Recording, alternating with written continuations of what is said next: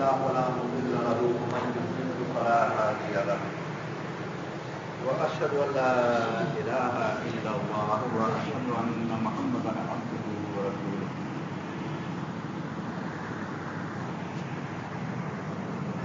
فاعوذ بالله من الشيطان الرجيم بسم الله الرحمن الرحيم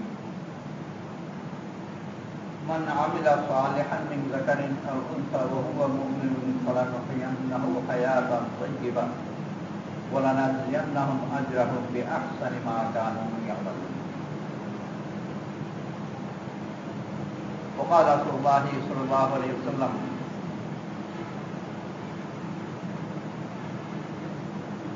ان الله جميل يحب الجمال او كما قال عليه الصلاه والسلام.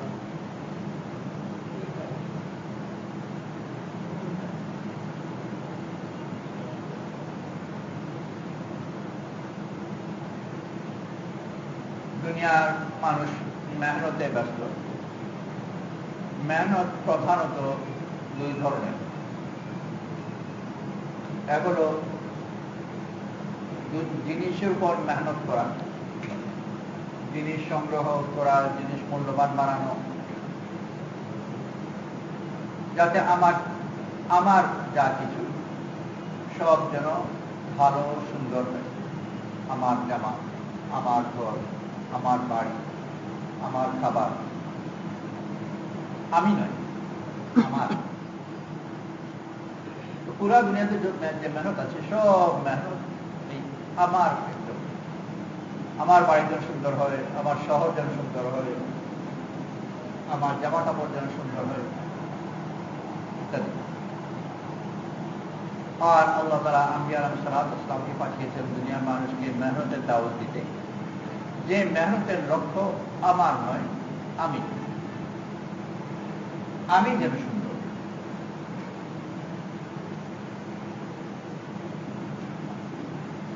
আমি সুন্দর, সুন্দর ওই দেখতে চোখের সুন্দর নয়, ওইটার উপর মানুষের নিয়ন্ত্রণ নেই। যে ইচ্ছা করে নিজেকে খুব সুন্দর চেহারা বানিয়ে নেবে, খাটো মানুষ লম্বা হয়ে যাবে, কালো মানুষ সাদা হবে বা সাদা মানুষ কালো হবে, ওইটা মানুষের নিয়ন্ত্রণে নেই। যদিও অনেকে চেষ্টা করে, কিন্তু এই চেষ্টা অর্থ যেভাবে আল্লাহ সৃষ্টি করেছেন ওটা খুবই সুন্দর।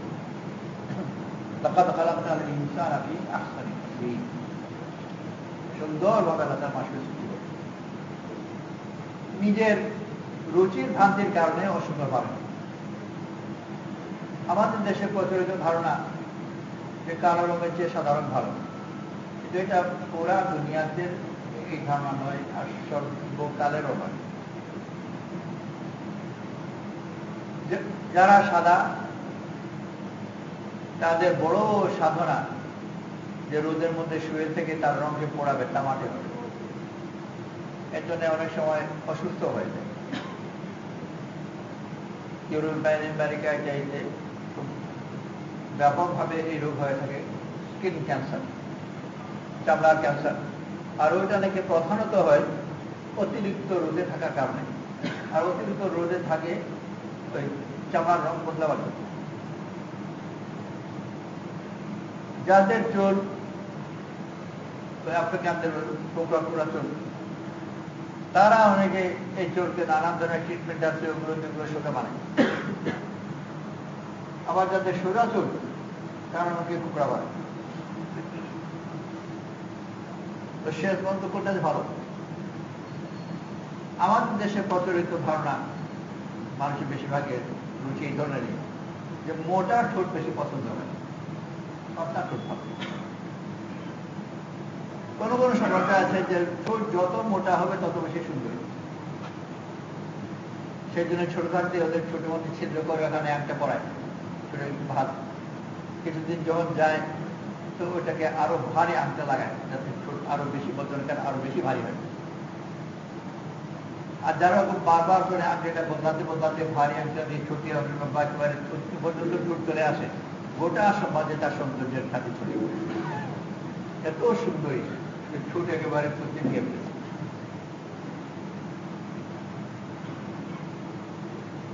আল্লাহ তাআলা যে সুন্দরের জন্য মানুষকে পছন্দ করেছেন এটা হলো তার চারিত্রিক সৌন্দর্য বা আভ্যন্তরীণ সৌন্দর্য। দুনিয়ার আল্লাহ তাআলা সৃষ্টিগতভাবে এমন করেছেন এটা মানুষের ভেতরে দেওয়া একটা বিষয়, যে সে সব ধরনের পাক পবিত্র পছন্দ করে। বাইরে যে জিনিস শিক্ষা দেওয়া হয়, ভিতরে আল্লাহর দেওয়া ওই শিক্ষা জন্মগত ভাবে আছে। একজন মুসলমান ঘর থেকে বেরোলো নামাজ পড়বার জন্য, মনে করা জীবন নামাজে যাচ্ছে, ভালো পরিষ্কার জামা কাপড় পরে। রাস্তায় একটা গাড়ি যাওয়ার সময় রাস্তার পাশে পচা ময়লা পানি ছিল। গাড়ি যাওয়ার সময় ওই পানি ছিটকে এসে তার পায়ে জামায় কাপড়ে পড়ে গেল। সে আসলে মসজিদে গেল, ঘরে ফিরে এলো, এগুলো ধুয়ে পরিষ্কার করলো, আবার মসজিদে গেল। কেন? যে এই নাপাক পানি পড়ে গেছে। যে পানি নাপাক পড়ে গেছে এটা বলতে হবে তোমাকে কে বলেছে? তো হুজুর বলেছে এগুলো নাজিস, নাপাক পানি। এই নাপাক কাপড় নিয়ে নাপাক শরীর নিয়ে নামাজ হবে না, অসুবিধা বলতে হবে। তারই সাথে একজন হিন্দু ঘর থেকে বেরোচ্ছে, সে যাবে অন্য কোথাও, মজা যাচ্ছে না। আর ওই ছিটা পরে তার জামা কাপড়ও ঘরে খারাপ হয়ে গেল, পচে গেল, নোংরা হয়ে গেল। সেও ঘরে ফিরে এলো, ঘরে ফিরে এসে সে তার পাও ধুলো, তার পায়জামা ধুলো। তাকে জিজ্ঞেস করলো যে তুমি এটা কেন ধুচ্ছ? ময়লা পানি পড়ে গেছে। কি হলো? ময়লা কি বলেছে তোমাকে? বলতে হবে নাকি? নোংরা। তার হাত ভাবে বোঝা যাচ্ছে যে মনের ভিতর দিয়ে কথাটা বেড়েছে, নোংরা। তো কে শিখিয়েছে তা নোংরা? আরে এটা শেখাতে হবে না, কিন্তু বুঝতে পারছি না, ঘেন্না লাগে, এটা বললাম। মশলা ওই একই। ওই মুসলমান মসজিদ যাওয়ার সময় যে মশলা শিখেছে হুজুরের কাছ থেকে, এটার নাম নাজিস। ওই হিন্দু ওই মশলা কারো কাছ থেকে শিখেনি, তার মনের ভিতর লেখা আছে এটার নাম নোংরা। শব্দের পার্থক্য। আল্লাহ তাআলা মানুষকে সৃষ্টিগতভাবে পাক পবিত্রের ভালোবাসা দিয়ে পাঠিয়েছে। সব ধরনের ভালো সে পছন্দ। মিথ্যাবাদীকে যে মিথ্যা বলে, আরেক মিথ্যাবাদীও তাকে পছন্দ করে। সে আরেক মিথ্যাবাদীও তাকে গান দেয়, মৃত্যু ও তো নিজে মিথ্যা বলে। হিন্দু হোক, মুসলমান হোক, মুমিন মুত্তাকি হোক, নাস্তিক হোক, এটাকে খারাপ করে দেখে। এই মিথ্যাকে খারাপ দেখার জন্য কোনো পাঠশালায় গিয়ে শিখতে হয় না, বক্তব্যে শিখতে হয় না। আল্লাহ তাআলা এই মশলা তার মনের ভিতর জন্মগতভাবে দিয়ে দিয়েছে। ওরকমই যত ভালো যা কিছু আছে সবগুলোর জন্য স্বাভাবিক ভালোবাসা আল্লাহ তাআলা সৃষ্টিগতভাবে দিয়েছে। আর এই দিনকে ইসলামকে বলা হয়েছে ফিতরত। বাকিমু ওয়াজহাকা লিদ-দীন হানিফা ফিতরাতাল্লাহিল্লাতী ফাতারান নাস আলাইহা। তোমার চেহারাকে উঁচু করে ধরো সোজা দিনের দিকে, যে ফিতরাতে যে স্বভাবে আল্লাহ তাআলা মানুষকে সৃষ্টি করেছে। দিন চায় যে মানুষের স্বাভাবিক যে সৌন্দর্যের প্রতি ভালোবাসা আছে, সে যেন নিজে ওরকম সুন্দর হয়, তার মনে সে নিজেই সুন্দরকে ভালোবাসে, ও সুন্দর হয়ে যায়। ঘুষ খাওয়া সে পছন্দ করে, একই সাথে কাজ করে নিজেও ঘুষ খায়, তার সহকর্মী আরেকজন সেও ঘুষ খায়। কিন্তু ওর ঘুষ খাওয়ার জন্য তার কাছে সম্মানী ব্যক্তি নেই।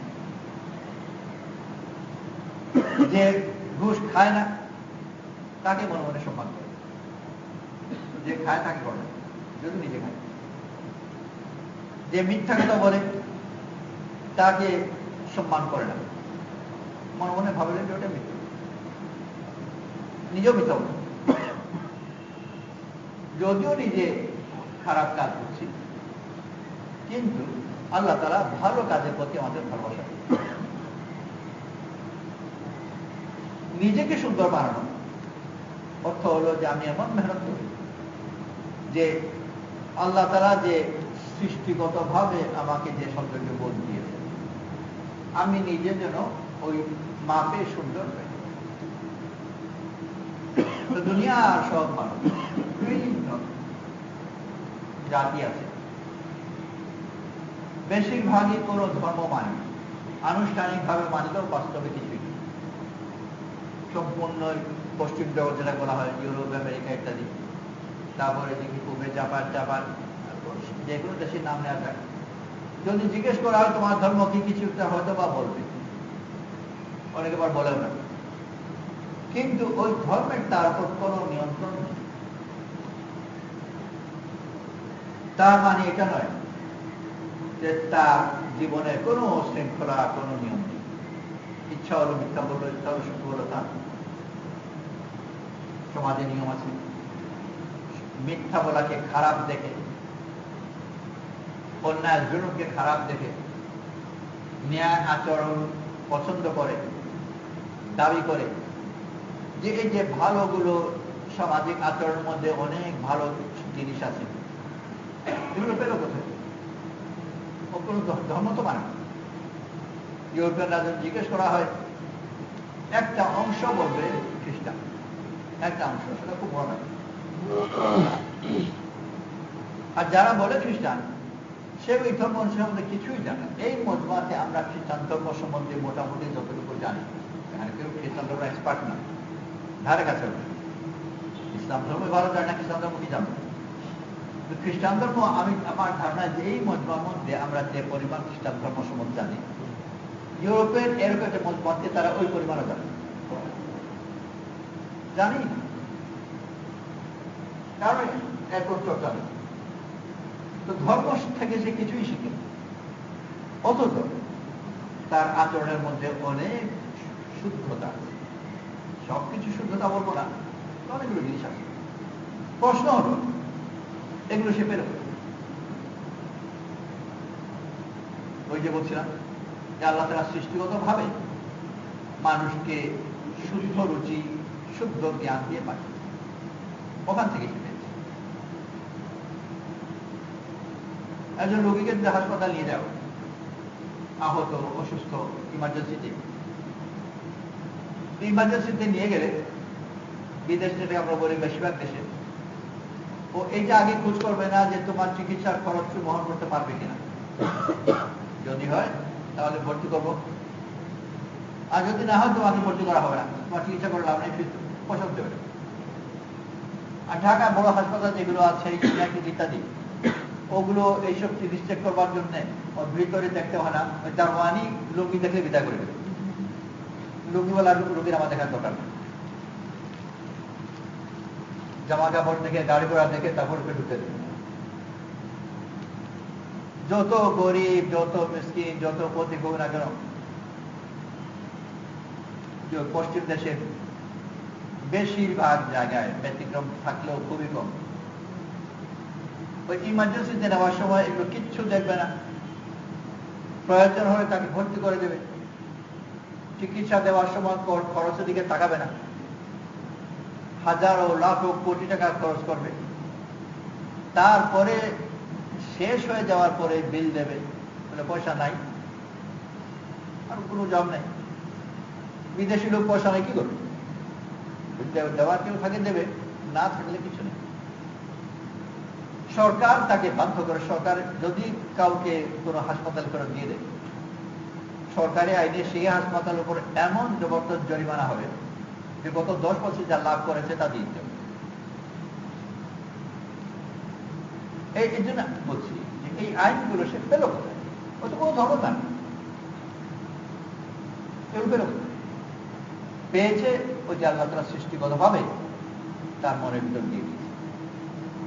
ক্ষেত্র এটা দিন বলার জন্য আল্লাহ তাআলা আম্বিয়া আলাইহিস সালাতু ওয়াস সালামকে পাঠিয়েছেন পুরা দুনিয়ার মানুষকে ওই ফিতরাতের উপর উঠাতে, ওই আল্লাহর দেওয়া দিন যেটা তার মনের ভিতরে আছে, তার অন্তরে আছে। আর এরকম যে নতুন করে বানাতে হবে, এটা তার অন্তরে আছে। ওই দিনের উপর তাকে আবার, আর তার নিজের অন্তরে যে কথা আছে ওই কথা মানানো বড় সহজ। কেউ যদি এমন একটা কথা বলে যে আমার মন তাই বলে, তাহলে বেশি তর্ক করতে হবে নাকি? তর্ক তর্কভাব করতে হবে যখন আমার মন তার বিরুদ্ধে বলে, আর ও যে কথা বললো আমার মন তাই বলছে, কথা তো শেষ। আল্লাহ তাআলা আমাদেরকে যে কথা দিয়ে আম্বিয়া আলাইহিস সালাতু ওয়াস সালামকে পাঠিয়েছেন, আমাদের মন তো সেই কথাই বলে। এই যে বললাম যে একজন দুর্বল রোগী, তাকে হাসপাতাল নিয়ে গেল, শুনতে আমরা এখানে আছি, আমরা কেউই আমাদের স্বার্থ জড়িত নয়, কিন্তু কথাটা ভালো লাগছে, এটা বড় সুন্দর কথা। যে এইভাবে করে তার প্রতি আমার মনে শ্রদ্ধা যাচ্ছে, আর এই বিপরীত যদি হয় কথার খারাপ লাগছে, আর যে করে তার প্রতি আমার মনে একটা ঘৃণা যাচ্ছে। তো আল্লাহ তাআলা আম্বিয়া আলাইহিস সালাতু ওয়াস সালামকে পাঠিয়েছেন দুনিয়ার মানুষকে এই সৌন্দর্যের প্রভাবে তার সব আচরণ যেন সুন্দর, তার কথা সুন্দর, তার আমল সুন্দর, তার চিন্তা সুন্দর, তার অনুভূতি সুন্দর। অনুভূতির মধ্যে বড় পার্থক্য। আর আমরা একজন মানুষকে তার অনুভূতির উপর ভালোবাসা দিয়ে ঘৃণা করি। একটা অ্যাক্সিডেন্ট হলো, অ্যাক্সিডেন্টে একজন পড়ে গেল, তার মাথা ফেটে গেল, রক্ত বেরোচ্ছে। ওখানে আরেকজন লোক, সে হয়তো একেবারে নিজ দুর্বল ব্যক্তি, কিন্তু দেখে বড় ব্যথা পাচ্ছে, আহা করাতে কারো কোনো লাভ হচ্ছে না। কিন্তু অন্যান্য যারা লক্ষ্য করছে, তার এই ব্যথা দেখে এর প্রতি একটা ভালোবাসা যুক্ত হয়। যে অপরিচিত লোক আহত হয়ে গেছে, কষ্ট পাচ্ছে, আর সে একজন অপরিচিত লোকের জন্য এত ব্যথা পাচ্ছে, তার এই ব্যথাটা বড় সুন্দর। আরেকজন লোক ওইটাকে দেখে কি ফুর্তি করে হাসল, মর বেটা মর, আর বেশ ভালো লাগছে তার। ওর এই আচরণ দেখে ঘৃণা লাগে, তারপর ঘৃণা হবে। এইটাই সুন্দর। আল্লাহ তাআলা আমাদের নেক আমাল দিয়েছে। নেক আমাল ওই জিনিস যার দ্বারা আমাদের ওই আভ্যন্তরীণ সৌন্দর্য বড়ে। যত বেশি নেক আমল করবো, নামাজ, রোজা, হজ, যাকাত ইত্যাদি, এই নামাজ, রোজা, হজ, যাকাত কোনটা দিয়ে আল্লাহর টাকা পয়সা লাভ। আমি নামাজ পড়ে আল্লাহ কি লাভ, আমি রোজা রাখলে বা আল্লাহ কি লাভ, আল্লাহকে লাভের টাকা আছে নাকি, না কোন লাভের মুখাপেক্ষি। আল্লাহ তাআলা আমাদেরকে এই আমালগুলো দিয়েছেন যাতে এই আমালের মাধ্যমে আমি নিজে সুন্দর। দুনিয়াতে মানুষ যেরকম বাইরের কাজ করে, ব্যবসা বাণিজ্য করে, ব্যবসার মাধ্যমে সে তার বাড়িকে সুন্দর বানাতে চায়, লাভ হলে সুন্দর বাড়ি কিনব। ব্যবসার মাধ্যমে সে তার গাড়ি সুন্দর বানাতে চায়, জামা কাপড় সুন্দর বানাতে চায়। ওরকম আল্লাহ তাআলা আমাদেরকে আমাল দিয়েছেন, আমাল দিয়ে নিজেকে সুন্দর বানাতে। যত বেশি আমল করা হবে, তার আচরণ, তার চরিত্র তত বেশি সুন্দর। আর যত বেশি সুন্দর হবে, সে আল্লাহর কাছেও প্রিয় হবে, মানুষের কাছেও প্রিয় হবে। কারণ আল্লাহ তাআলা সুন্দর ভালোবাসেন, শুদ্ধ ভালোবাসেন। আর আল্লাহ তাআলা মেহেরবানি করে মানুষকে এই এখন যে কথা বললাম ওই শুদ্ধ রুচি দান করেছেন, যে মানুষও স্বতঃস্ফূর্তভাবে শুদ্ধ সুন্দর ভালোবাসে, অন্যায়কে ঘৃণা করে। যে নিজে অন্যায় করে সে অন্যায়কে ঘৃণা করে, ন্যায়কে ভালোবাসে। সেই জন্য আল্লাহর পথে বের হয়ে আমরা আমার নেক আমলের মাধ্যমে নিজেকে সুন্দর বানাই। যারা নিজেকে সুন্দর বানিয়েছেন, পুরা দুনিয়ার কাছে তারা ভালোবাসার পাবে, সে আমল করবে। সাহাবারা, ওলি আল্লাহরা, তারা ভালোবাসা পাবে। তাদের নামে মানুষ তাদের নিজেদের নাম রাখে, তাদের শহরের নাম রাখে, প্রতিষ্ঠানের নাম রাখে, কত নাম রাখে। জুনাইদ, কেউ জিজ্ঞেস করলো যে তোমার নাম কি? জুনাইদ। জুনাইদ মানে কি? জুনাইদ শব্দের মানে তো জানি না, কিন্তু একজন বড় ওলি আল্লাহ ছিলেন। ওনার মহব্বতে এই শব্দটা, তোমার যে জুনাইদ শব্দটা ধ্বনিগত ভাবে কেরকম সুন্দর না অসুন্দর? খুব সুন্দর শব্দ, শুদ্ধ ভালো লাগে। আসলে জুনাইদ ওলি আল্লাহ ছিলেন, ওনার মহব্বতে ওনার নামও সুন্দর হয়ে গেছে।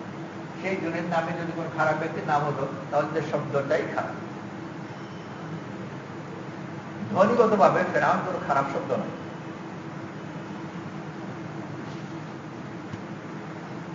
কিন্তু কেউ নাম রাখে। আর যদি কেউ ভুল করে নাম রেখে ফেলে, বাকি গোটা সমাজ, আত্মীয় স্বজন, বন্ধু বান্ধব ছিচি করতে করতে তাকে সমাজ থেকে তাড়াচ্ছে। ওর বিচার যদি ওর কোথাও সাথে কারো নাম থাকেও, ওর পাঠশালায় টিকা মুশকিল হবে। পাঠশালায় বাকি ছেলেরা তাকে তামসা বানাবে, কারণ যে বোধ আমলের কারণে সে কিয়ামত পর্যন্ত ঘৃণা পাবে। ওর সাথে সম্পৃক্ত যা কিছু তার নামও ঘৃণা। আর যে যদি কেউ নাম রাখে, এতে প্রমাণিত হয় যে নাম রেখেছে ওর রুচি বড় খারাপ। আর খারাপ রুচি বলতে মানুষের ঘৃণা। পচা জিনিসের মধ্যে যে রাস্তার পাশে পচা মরা বিড়াল পড়ে আছে, ওই বিড়াল মধ্যে কিছু পোকা কিলবিল করছে, ওই পোকাকেও কেউ সহ্য করতে পারে না, ঘৃণা লাগে, কারণ ওই পোকা বড় খারাপ হচ্ছে, খারাপ জায়গাতে পছন্দ করে। আমার দুধের পেয়ালাতে যদি মৌমাছি এসে বসে যায়, তারপর মৌমাছি উড়ে চলে গেল, ওই দুধ খেতে আমি রুচিতে বাঁচবে না। যে মাছি এসে বসে আবার চলে যায়, ওই দুধ খাওয়া মুশকিল। পার্থক্য কি?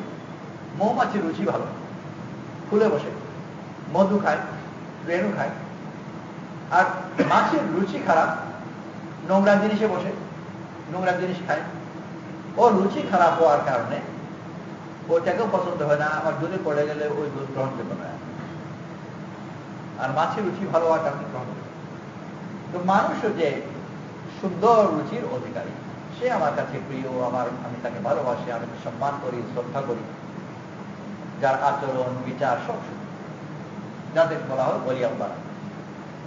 প্রত্যেক কথা সুন্দর, শুনতে ভালো লাগে, ভাবতে ভালো লাগে। যদি আমার নিজের কেউ হয় তো খুব আনন্দের সাথে গল্প সাথে বললো যে আমার সাথে আমার বাবা এরকম। একজন ওয়ালি আল্লাহ, তার পাশের বাড়ি এক মাতালের। সেই মাতাল তার বাড়িতে রাত দেরি করে আসে, মাতাল হয়ে আসে, হইচই করে, এসে গরুর বাড়িতে মারামারি করে। মাতালরা সবসময় দুর্বলের উপর খুব সাহসী, বউকে পিটায়, কেন কি নিরাপদে মারা যায়। প্রায় মাতালদের এই অভ্যাস, ছোট বাচ্চা থেকে পিটায়, বউকে পিটায়, রাত্রিবেলায় এসে ওদেরকে শাসন করে, আর সময় মান। তো সেই মাতালও তাই করে, চিৎকার চেঁচামেচি, তারপর তার থেকে যখন মারি পিটায় সে কান্নাকাটি। আইন আর কাজের থেকে এইসব জিনিসে বড় কষ্ট হয়। একবার ডাইরেক্ট বলেই বললেন, প্রস্তাব দিলেন যে আপনি অনুমতি দিলে এই মাতালকে আমি এখান থেকে সরাবার বন্দোবস্ত করব, আমি একটু শান্তিতে থাকতে পারবেন। কিভাবে? যে ওর বাড়ি আমি কিনে নেবো, ওর বাড়ি কিনে নেবে, সে তো বাড়ি বিক্রি করবে এমন কথা তো বলেনি ঠিকই, কিন্তু যদি বড় দাম দেওয়া যায় তাহলে সে প্রলোভিত হবে আর বিক্রি করবে। আর মাতাল টাকার লোক সামলাতে পারবে, বেশি দাম দেবো, প্রচলিত যে দামটা সে দুগুণ দিলাম, টাকার লোক সামলাতে পারবেই না মাতাল, অতএব ওর বাড়ি কিনে নেবো। সেই প্রস্তাব মতো সে গিয়ে প্রস্তাব দিল, দেখার চেষ্টা করে। তো মাতালকে যে সে প্রস্তাব দিল যে তোমার বাড়ি আমি বিক্রি করে দাম এরকম দাম দেবো। যখন তো ভালো দাম পেল, সে প্রলোভিত হল, কিন্তু তার মাথায় একটা জিনিস চক্কর হলো যে একটা বড় সিদ্ধান্ত বাড়ি বিক্রি করা। কাছে একজন ওলি আল্লাহ আছেন, নাম শুনেছি, যায়নি কোনোদিন, ওনার মতামত নেই, দেখি কি বলে প্রতিবেশী হিসাবে। ওনার কাছে এলো, এসে বললো যে এক ব্যক্তি আমার এই বাড়ি কিনতে চায়, খুব ভালো দাম দিতে সে প্রস্তুত, তা আমি বিক্রি করবো কিনা। উনি বলেন যে তুমি বাড়ি দিয়ে বিক্রি করবে, তারপর তুমি গিয়ে থাকবে কোথায়, তার বউ বাচ্চা আছে, তাদেরকে তুমি কোথায় থাকবে, আমি বাড়ি কিনবো। যে দাম দিবে সেই দাম দিয়ে আরেক বাড়ি কেনার পরেও আমার হাতে অনেক টাকা বাকি থাকে। আরেক কোন বাড়ি কিনবে, কোন বাড়ি কিনবো যে দেখো কোথায় পাওয়া যায়। উনি বললেন যে তুমি মাতাল মানুষ, নগদ টাকা হাতে রেখে তুমি বাড়ি খুলবে, এতক্ষণে মধ্যে তোমার টাকা শেষ হয়ে যাবে। তার আগে তুমি কোন বাড়ি কিনবে ওটা আগে ঠিক করো, আর তারপরে বিক্রি করো, যাতে বিক্রি করার সাথে সাথে তোমার বাড়ি আগে কিনতে পারো, এরপরে তুমি যা করো। সে ফিরে গেল, ফিরে যে প্রস্তাব দিয়েছে যেগুলো আমি এখন বিক্রি করবো না, আগে আমি দেখবো যে কোথায় কিনবো। হলো না কেন? উনি ফের সব ঘটনা শুনলেন, বললেন যে আমি এটা বন্দোবস্ত করলাম, আপনি সব নষ্ট করে দিলেন। উত্তরে বলি আলাম যে আমার কাছ থেকে একজন লোক একটা পরামর্শ চায়, আমি কি তাকে খারাপ পরামর্শ দেবো? এটা কেমন করে? এই যে আমি কথাটা বললাম, ওই ওলি আল্লাহকে নাম বলি, আমি নিজে জানি না, কিন্তু এই ওলি আল্লাহর প্রতি যিনি তাকে এই মাতালের ব্যাপারে এই পরামর্শ দিলেন, তার প্রতি আমাদের মনের ভিতরে একটা ভালোবাসা, একটা শ্রদ্ধা দেখেছি কিনা? অথচ পাখি চিনি না। কেন? যে আল্লাহ তাআলা মেহেরবানি করে আমাদের কাছে সুন্দর এবং শুদ্ধকে প্রিয় বানিয়ে, কিন্তু যেখানেই তার কোনো গন্ধ পাই ভালো লাগবেই, আর তার বিপরীত খারাপ আচরণ ঘৃণা লাগবে। দিন আল্লাহ তাআলা দিয়েছেন যে আমলের মাধ্যমে, মেহনতের মাধ্যমে আমি নিজেও জোর করবো সুন্দরটা। দুনিয়ার মানুষকে এই সৌন্দর্য দিকে দেওয়া উচিত। এই জন্য সময় নিয়োগ করি ইনশাআল্লাহ যে আল্লাহ পথে বেরোবো, আল্লাহ পথে বেরোবো, আমি আল্লাহর মেহরবানি মুসলমান আছি, নামাজ পড়ি, আরও দিনটাম মুসলমান আছি, নামাজ পড়ি ঠিকই, কিন্তু অনেক অশুদ্ধ কাজও করি, আর অনেক করণীয় করি না। অনেক জিনিস যেগুলো করা উচিত নয় তাও করি, আর অনেকগুলো যেগুলো করা উচিত তা করি না, এটা আমরা নিজেরাই জানি। অথবা আল্লাহর পথে বের হয়ে আমি আরো নিজেকে আরো শুদ্ধ আর গেন্দা বানাই, যাতে আমার যা করবে আরো ভালো করে করতে পারি, আর যা কিছু থেকে আমাকে দূরে থাকা হয়েছে সেগুলো থেকে যেন আরো ভালো দূরে থাকতে পারি। আল্লাহর দৃষ্টিতে যেন আমি সুন্দর হই, প্রিয় হই, কারণ আল্লাহ সুন্দর করা উচিত। এই জন্য নিয়োগ করি ইনশাআল্লাহ 4 মাসের জন্য যাবো, 3 জন্য যাবো, ঠিক আছে ইনশাআল্লাহ। যার জন্য সুবিধা, যতদিনের জন্য 4 মাসের জন্য এখন ভালো, এই মুহূর্তে না পারি, যখন পারি তখন যাবো, সেই হিসাবে একটা নিয়োগ করি, নাম লেখায়, তারিখ বলি যে ইনশাআল্লাহ অমুক সময় যাবো, বলে ইনশাআল্লাহ।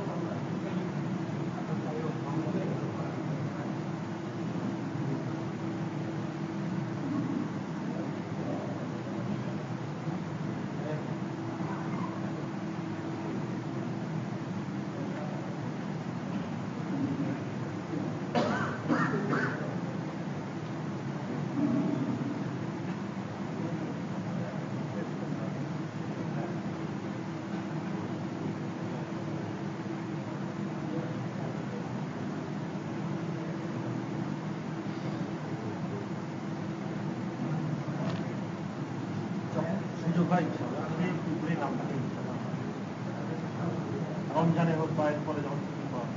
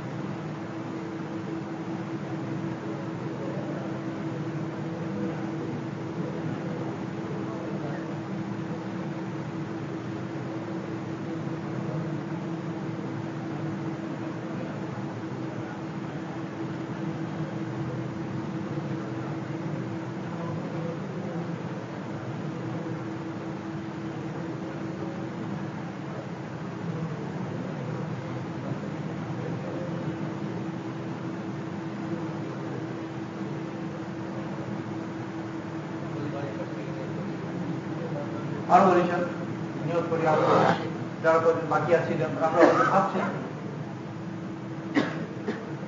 কিন্তু ইতস্ত করছি কি জানি যদি হয় না হয় তো হওয়া না হয় তো আমার হাতে নয় নিয়োগ করবো নাম দেখাবো দোয়া করবো চেষ্টা করবো ইনশাল্লাহ আল্লাহ করা করবে ইনশাল্লাহ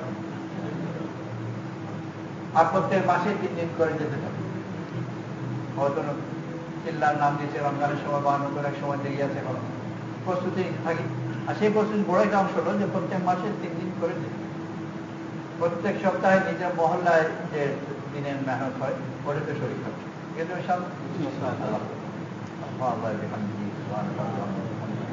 نشهد أن لا إله إلا أنت نستغفرك ونتوب إليك سبحان ربك رب العزة عما يصفون وسلام على المرسلين والحمد لله رب العالمين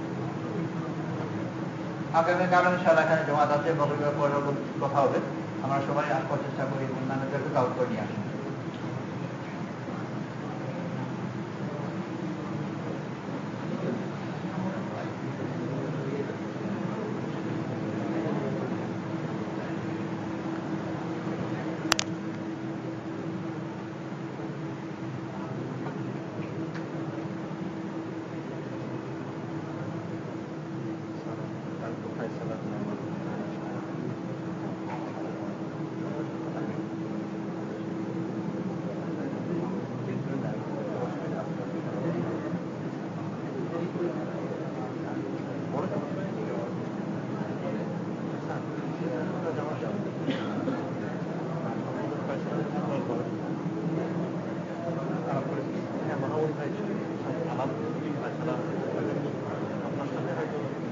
6-7 জন সাথী থাকে আমি বলছি যে আরো বাড়ে আছে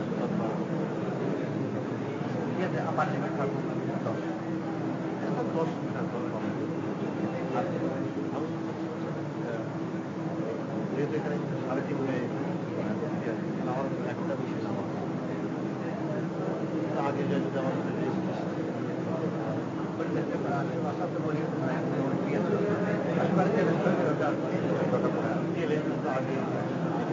চলে গেলে হয়তো ছোট জামাত দিয়ে পাঠিয়ে নেয় পরে চলে যায় ওইভাবে মাহমুদ ভাই মাহমুদ ভাই আপনি বাইরে